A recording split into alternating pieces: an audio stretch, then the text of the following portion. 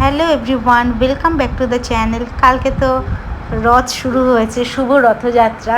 আমরা গিয়েছিলাম, রায়ন একটু মানে রথটা টানার জন্যই ওকে নিয়ে গেছি, গাড়ি করেই গেছিলাম। তো ও একটু টেনে চলে এসছে, আমরা ঘুরিনি। প্রচণ্ড ভিড় হয়েছে বিধাননগর রথযাত্রায়, এত ভিড় এই ফার্স্ট টাইম দেখলাম। এত বছর ধরে আমি সল্টলেকে আছি, কোনো দিনও দেখিনি। বিয়ের আগে বিয়ের পরে আমার সবই তো সল্টলেকে, তাই জন্য আমি ছোট্টবেলা থেকে, আমারও ছোটোবেলা এখানে কেটেছে, আমার ছেলেরও। তো সেটাই আমি অবাক হয়ে গেলাম।